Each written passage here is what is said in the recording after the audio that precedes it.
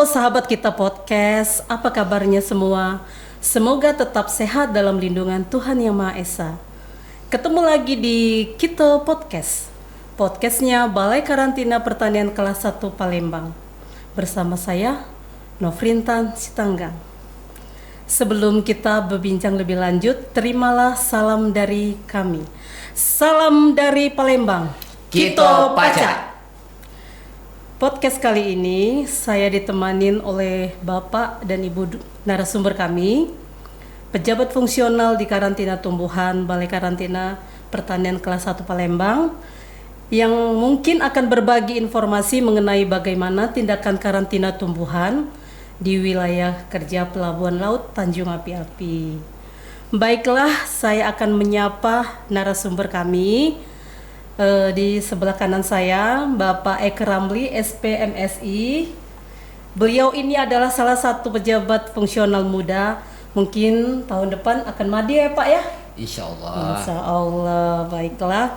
Dan di sebelah kiri saya juga ditemani dengan Ibu narasumber kami, Ibu Anggi Karisma SSI MSI. Ya, halo. Iya, mungkin Ibu sekarang di pejabat fungsional pertama ya Bu ya? Ya, masih pertama. Masih pertama. Masih lama. Iya. Apa kabar Ibu? Alhamdulillah. Iya. Baiklah. Sebelum kita podcast, mungkin saya akan langsung berbincang atau bertanya, atau biar sobat kita podcast biar lebih tahu, mengerti dan berbagi informasi ya Pak ya, ya Bu. Ya. Saya mau tahu bagaimana ya Pak ya secara umum tindakan karantina tumbuhan itu di wilayah kerja Pelabuhan Laut Tanjung Api-Api. Mungkin Bapak bisa menjelaskan biar sahabat kita tadi podcast itu biar lebih mengerti, biar lebih tahu, biar menjangkau kemana-mana Pak. Baik Ibu Intan, terima kasih. Mungkin sebelum saya menjawab pertanyaan Ibu, boleh kita juga berbagi informasi kepada sahabat-sahabat podcast tentang bagaimana sebenarnya gambaran umum dari Pelabuhan Laut Tanjung Api-Api. Jadi Pelabuhan Laut Tanjung Api-Api itu merupakan salah satu dari 5 wilayah kerja di bawah Balai Karantina Pertanian Kelas 1 Palembang, di mana posisi Pelabuhan Tanjung Api-Api itu berada di Kabupaten Banyuasin, Sumatera Selatan, lebih kurang 70 km dari pusat kota Palembang. Di sanalah tempat Pelabuhan Laut Tanjung Api-Api. Mengenai tadi pertanyaan dari Ibu Intan tadi, bagaimana dengan tindakan karantina tumbuhan di Pelabuhan Laut Tanjung Api-Api? Mungkin sama-sama kita ketahui, tindakan karantina, khususnya tindakan karantina tumbuhan di Indonesia sebenarnya sama, tetapi terkadang keadaan ataupun tempat kita melakukan tindakan karantina itu yang membuat dia berbeda-beda. Jadi tergantung dengan keadaannya. Untuk tindakan karantina tumbuhan, kita tetap mengacu kepada Undang-Undang Nomor 21 Tahun 2019 tentang tindakan karantina tumbuhan. Di Pelabuhan Laut Tanjung Api-Api itu merupakan salah satu pelabuhan yang cukup strategis di Provinsi Sumatera Selatan, karena lalu lintas media pembawa tidak hanya lalu lintas media pembawa dari tumbuhan, tetapi juga dari hewan yang dilalu lintaskan melalui Pelabuhan Tanjung Api-Api itu cukup tinggi sekali, Ibu Intan dan sahabat podcast, bahwa dalam pelaksananya Pelabuhan Laut Tanjung Api-Api itu merupakan pelabuhan di bawah Dinas Perhubungan Provinsi Sumatera Selatan. Jadi ada juga beberapa instansi terkait yang berhubungan dengan pelabuhan, seperti karantina sendiri, kemudian Dinas Perhubungan, kemudian operator kapal dan lain-lain. Kira-kira untuk sementara seperti itu gambaran secara umum tentang Pelabuhan Tanjung Api-Api. Oke. Ya. Iya, ini mungkin boleh lagi ya Pak ya saya bertanya, Ya. mungkin biar lebih tahu dan mengerti gitu ya Pak ya. Ya. Terus itu mau nanya ini Pak ya, seperti komoditas, bukan seperti ya mungkin ya, Ya. komoditas apa saja ya yang jadi unggulan yang dilalu lintaskan di wilayah kerja Tanjung Api-Api itu Pak? Untuk komoditas, itu komoditas tumbuhan yang dilalu lintaskan melalui pelabuhan Laut Tanjung Api-Api sebenarnya cukup banyak. Bahkan lebih dari 100 komoditi yang berbeda yang dilalu lintaskan di pelabuhan Laut Tanjung Api-Api. Tetapi ada beberapa komoditas yang dominan yang dilalu lintaskan. Yang pertama itu seperti buah-buahan segar, bermacam-macam buah seperti buah anggur, buah apel, pisang dan lain-lain sebagainya. Kemudian juga ada juga dari sayuran segar seperti sayuran kubis, kentang, kol dan lain-lain. Kemudian juga ada juga dari sembako-sembako seperti beras, jagung biji, kacang hijau, kacang kedelai dan lain-lain. Dan ada lagi sebenarnya yang menjadi fokus perhatian kita juga, komoditas yang sering dilalu lintaskan itu adalah bibit-bibit tanaman seperti bibit kelapa sawit, bibit karet dan lain-lain. Mungkin sahabat podcast perlu mengetahui bahwa lalu lintas itu kebanyakan dari komoditas-komoditas yang seperti yang saya sebutkan tadi. Ya, seperti itu. Ya. Oke, sahabat kita podcast, kita biar lebih menjangkau kembali kegiatan di wilayah kerja Pelabuhan Tanjung Api-Api.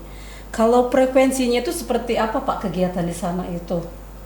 Ya, seperti yang sudah saya jelaskan tadi di awal, bahwa kegiatan di Pelabuhan Laut Tanjung Api-Api itu sebenarnya cukup tinggi. Jadi akan berdampak kepada frekuensi juga sudah tentu pastinya.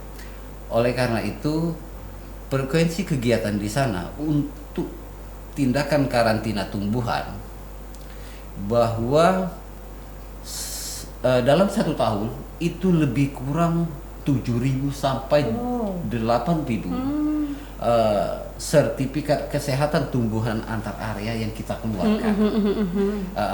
Artinya kalau itu dirata-ratakan per bulan lebih kurang 650 sertifikat atau 650 kali kegiatan selama 1 bulan. Sebenarnya itu cukup tinggi untuk wilayah kerja di Pelabuhan Tanjung Api-Api. Kemudian setiap tahun itu ada kecenderungan meningkat dalam segi kegiatan ataupun frekuensi tadi. Untuk 2 tahun terakhir itu lebih kurang dalam 1 tahun itu untuk di tahun 2022 frekuensi kegiatan itu lebih kurang 8.000 sertifikat yang sudah kita keluarkan. Banyak ya Pak? Ya. Kemudian di tahun 2023 itu kecenderungan datanya meningkat. Lebih dari 8.000 kegiatan. Tahun 2023 ya Pak tahun ya? 2023. Mungkin itulah untuk frekuensi. Oke, terima kasih Pak Ikramli. Mungkin Ibu Anggi bisa juga berbagi juga kali ya Bu ya? Iya. Iya. Kalau di sana kan Bu, bagaimana tingkat resiko dan bagaimana metode pemeriksaan kesehatan media pembawa yang dilalu lintaskan ke Provinsi Bangka Belitung itu Ibu? Bisa mungkin Ibu biar kembali lagi tadi saya bilang mungkin sahabat podcast itu biar lebih tahu menjangkau juga kali ya Bu ya. Nah, silakan Ibu. Ya baik, terima kasih Ibu Intan. Sebenarnya ya yang lebih berpengalaman dan mengetahui lebih banyak sahabat podcast tentang wilayah kerja Tanjung Api-Api itu memang Pak Ramli. Beliau ini udah bertahun-tahun dan menjadi apa Pak, kepala Penanggung jawab Wilker Iya. TAA. Jadi beliau memang sangat-sangat mengetahui tentang wilayah kerja Tanjung Api-Api.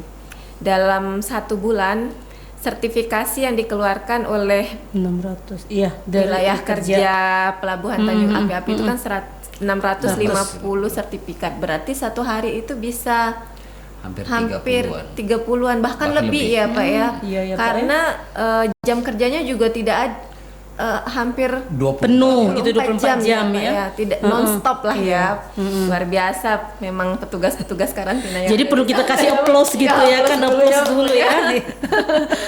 Oke. Jadi ya berdasarkan penjelasan Pak Ramli itu kan ada buah-buahan segar, sayur-sayuran segar, turunan dari sawit ya Pak sawit ya, ya. bibit kelapa sawit. bibit kelapa sawit, benihnya. Kalau dari Permentan nomor 51 tahun 2015, Bangka Belitung itu tidak menargetkan atau tidak adanya target PES komoditas yang dilalu lintaskan ke sana. Jadi apapun yang masuk atau yang lewat ke sana itu tingkat resikonya rendah. Iya ya Bu ya. Jadi kita hanya melakukan pemeriksaan secara administratif dan makroskopis ya Pak ya. Meskipun seharusnya kita juga punya harusnya melakukan pemeriksaan secara laboratorium. Tapi karena berdasarkan tadi tidak ada target tes di sana, jadi kita melewati pemeriksaan lab. Meskipun ya Pak ya, untuk nextnya mungkin pemeriksaan uji lab itu diperlukan ya Pak ya. Tetap diperlukan. Nah, sebenarnya untuk antisipasi lalu lintas media pembawa yang kita anggap selama ini sebenarnya rendah. Ya. Tapi lab itu untuk kedepannya tetap kita dorong supaya didirikanlah sebuah laboratorium ini paling tidak. Oh seperti itu. Karena untuk sementara lab di sana tidak ada. Tidak Kayak ada. gitu. Oke. Begitu Bu Intan. Iya.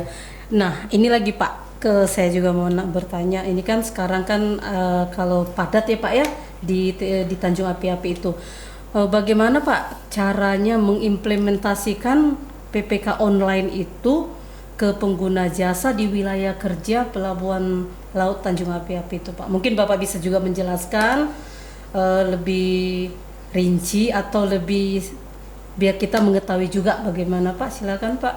Ya, terima kasih Bu Intan. Sebenarnya implementasi PPK online sudah lama itu diberlakukan di Badan Karantina Nasional, di Badan Karantina Pertanian. Ada beberapa kegiatan yang belum bisa secara maksimal itu ataupun kita dorong untuk melakukan PPK online. Ya salah satunya tadi di Pelabuhan Laut Tanjung Api-Api.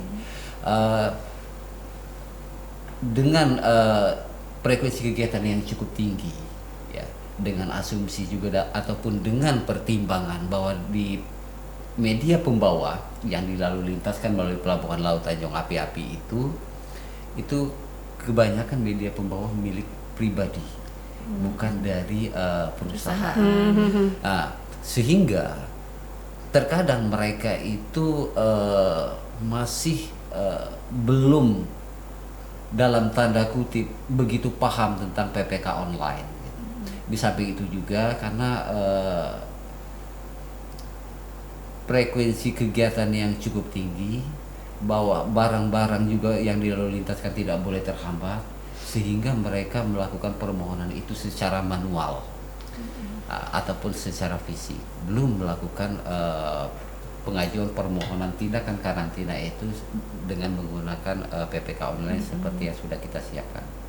Di samping itu juga 100% kegiatan yang ada di Pelabuhan Tanjung Api-Api untuk tindakan karantina tumbuhan itu adalah 100% produk untuk antar area, bukan untuk ekspor ataupun impor. Tetapi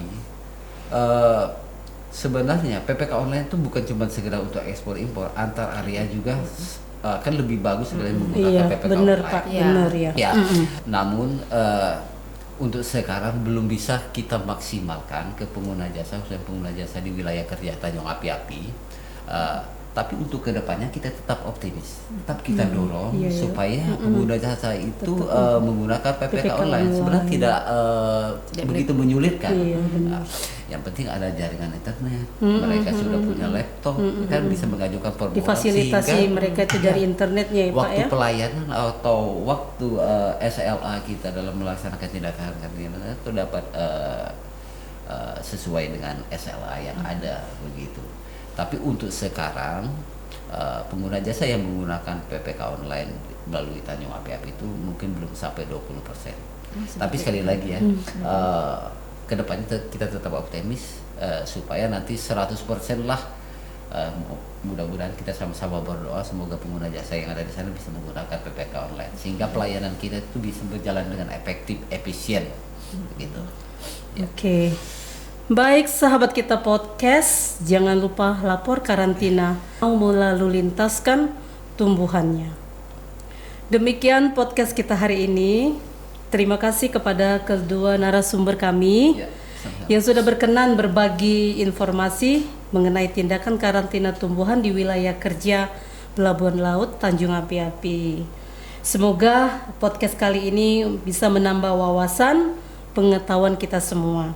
Saya selaku host, mohon maaf apabila ada kata-kata saya yang kurang berkenan. Mohon pamit mundur diri dan sampai ketemu di podcast berikutnya. Salam dari Palembang. Kito Paca.